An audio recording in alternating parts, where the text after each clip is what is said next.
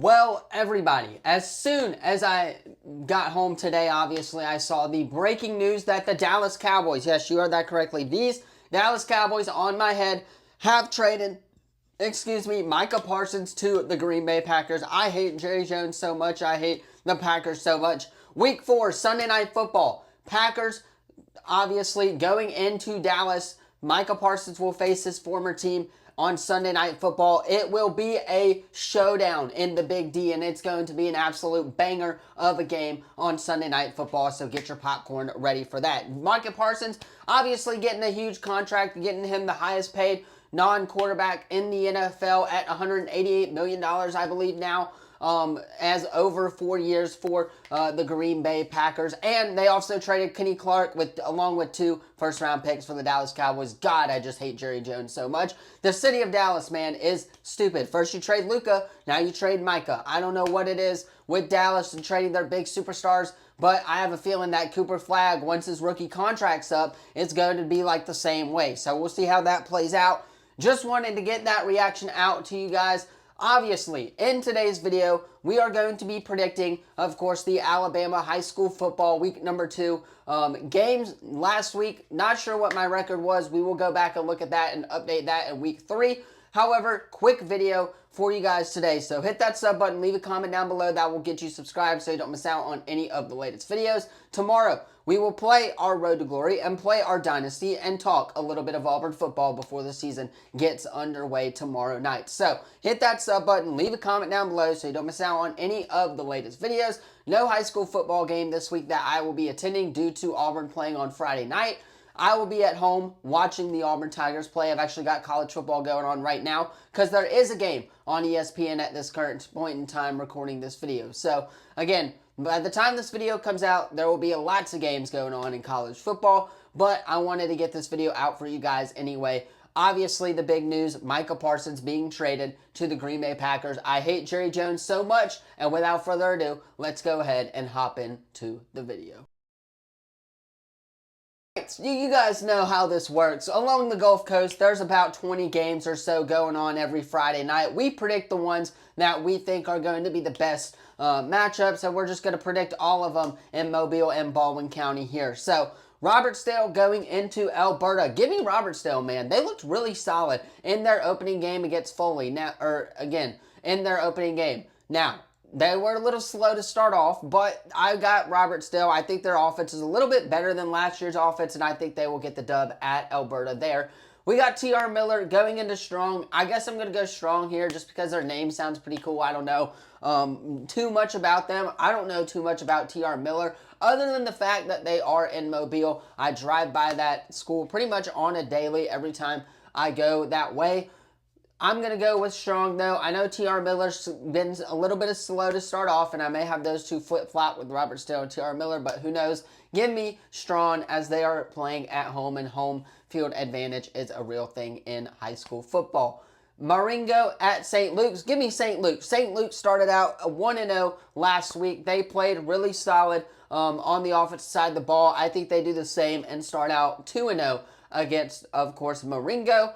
Baker at Alma Bryant. This game is going to be a very fun game to watch. Baker, one of the best offenses in the state of Alabama, not having really any D1 commits, quote-unquote, on that team. I believe their quarterback's committed to South, but other than that, they don't really have a lot of D1 commits on that roster. Their offense is just super fun to watch. I hope to be at a Baker game later on in the season with, of course, WNSP.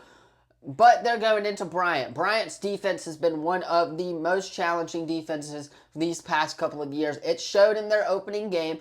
I don't think they stopped this Baker offense, though. This Baker offense can light up the scoreboard, which is why I'm going to go with them on the road here at Bryant to get the win there.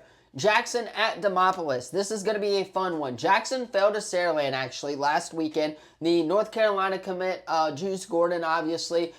Crowell, the breaking news last week with his one-game suspension. He will be back in the backfield with Landon Duckworth, the 4-star South Carolina commit, who threw for 4 picks, might I add, the other night, or last Friday, I believe, against Saraland, which led them to a 17-6 win over Jackson. However, I think with Crowell being back there in the backfield will definitely give them a little bit of juice against a little bit of a struggling Demopolis team, which is why I'm going to go with Jackson here to get the win. I don't know, though. Demopolis could shock a lot of people. Jackson could be 0-2 to start the season, which you definitely don't want to see that, especially when you're the 4A defending champions and when I predicted them to win, of course, the state championship as well. However, I'm going to go Jackson here on the road at Demopolis. Then you got Faith Academy versus Fairhope. Fairhope struggled a little bit at Spanish Fort there. They struggled a little bit to get going offensively. The Toro defense, obviously, it was raining and stuff, so that kind of had an effect to do with it as well. But that Spanish Fort defense, that defensive line specifically, was really good, and they typically do a good job of having a lot of defensive line. However, I'm going to go Fairhope to get the bounce back win. I don't know too much about Faith Academy or anything like that, so I'm going to go with Fairhope here. I think Jackson Robertson, the senior quarterback, did play really well for given what he was working with that Fairhope offense. So I'm going to go with them to get the win at home and to start out 1-1 on the season. Pine Forest at Daphne. Daphne coming back at McGill. They actually had this one on call on the radio, 105.5 here in Mobile. Scott Todd, I believe, or excuse me, Vita Brown actually had the call on that game. Daphne came back and won it on the last second. It was an absolute banger of a game. 28-29, your final score for the Daphne Trojans over the McGill-Tulane Yellow Jackets. Pine Forest coming into town, though. Pine Forest, not too sure about them. Going to go with Daphne here. Christian Seeger looked really good from what I saw, the Spanish Fort transfer quarterback, which is why I'm going to go with the Daphne Trojans at home in that one. Presbyterian Christian at Mobile Christian. I'm going to go with Mobile Christian there. Not too sure about Presbyterian Christian there, so that's why I'm going to go with the Mobile Christian to get the dub at home. Baldwin County at St. Paul's. Tank Jones, another banger of a game. That one was the live game on WNSP this past Friday night, and they got the job done. Handing it off to Tank Jones. I'm sure a lot of you guys saw it on Twitter. It was pretty much everywhere. And he, of course, scored the game-winning touchdown in overtime to get the job done. 6 foot, obviously, so he's going to get in the end zone pretty easily. And they punch it in and get the win over the UMS Wright Bulldogs. I'm going to go with St. Paul's there, rather, looking at a different game, to get the job done at home in that one as well. Now, Orange Beach at Central. Give me Orange Beach. The Makos started off really hot in their opening game. I expect that to continue here against a struggling Central team, and I'm going to go with the Makos to get the job done. MGM at Gulf Shores. This is going to be a fun one. Obviously, Gulf Shores is now without, of course, their former Auburn quarterback, 4-star linebacker, JaMichael Garrett, who is set to announce his commitment here soon. Will it be LSU? Will it be Miami? Or will he go back to Auburn? Who knows? But they're without him. However, their offense is still really good with Carter Davis. He's getting a lot of SEC offers from Tennessee, Auburn, Alabama. A really underrated wide receiver in the state. Colin Wilson, I believe, is still there, the Mississippi State commit as well. And I think that they do get the dub here against MGM. However, MGM, like I said with Baker, their offense is really good. So this is going to be a really offensive-powered game, if you're asking me. I think, though, Gulf Shores wins it in a close one at home. Theodore at Spanish Fort. Of course, region play opens up tomorrow night on the Hill. I will unfortunately not be there just because, again, I would like to watch the Auburn Tigers play in their opening game. But I'm going to go with Spanish Fort here. Theodore does have some dogs on the offensive side of the ball, but I think Spanish Fort's defensive line can definitely compete with them, and they will get the job done. McIntosh, Bayshore Christian. Give me Bayshore Christian there. Saraland at Blunt. Pretty straightforward for that one. Give me Saraland, as they got the dub over Jackson. Jamison Roberts had like a 45-yard bomb of a touchdown pass this past weekend. Give me Saraland as they will go on the road to face Blunt. Marbury at Bayside Academy. Bayside bounces back after losing to St. Michael's really badly on the road, so give me Bayside there. UMS Wright Prep at LaFleur. They open up region play in 5A Region 1 as well. Give me LaFleur.